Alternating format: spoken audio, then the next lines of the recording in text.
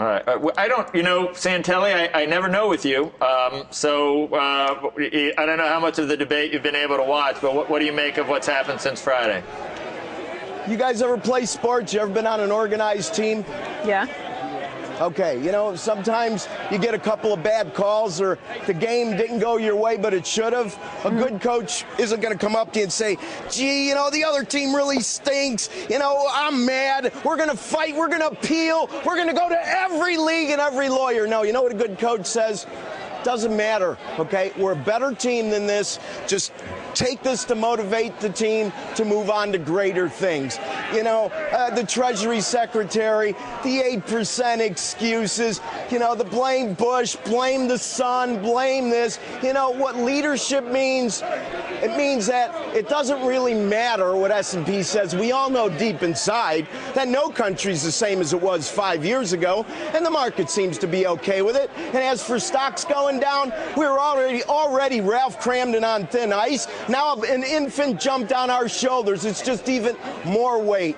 In the end, we need to address problems we know exist. A Treasury Secretary or a president should be out here not fighting S&P, not grabbing the other coach and slapping around, taking the umpire behind the barn. He should be getting the team psyched to overcompensate. I remember I had a professor in college. I wrote a great paper. Could never please this guy, but it made me better, okay? We're better than this. Don't get caught up in the minutia. All is BS. We're better than this. We need to prove it. We're off the track, whether we're better than some other country or not. The real issue is we're on the wrong path. Blame the Tea Party. Geez, no wonder Kerry did so well in an election. If it wasn't for the Tea Party, they would have passed the debt ceiling thumbs up. We'd have been rated triple B. Did you read the release, Rick?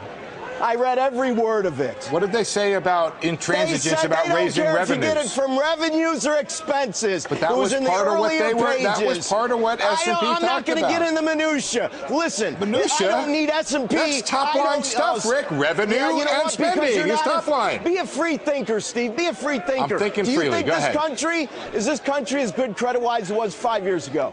Yes, I do, actually. I do. Okay, well, I think it has the means to pay its debt just as surely as it did 5 years ago. But if you take revenue off the table, you take off one aspect of the. You're just dead set on politics. What happened at 3-1? Listen, if my wife started spending 30% more this year than last year, and her answer was, "I'm supposed to get 2 more jobs," that's the same analogy. We have a spending problem. Taxing from an OMB standpoint.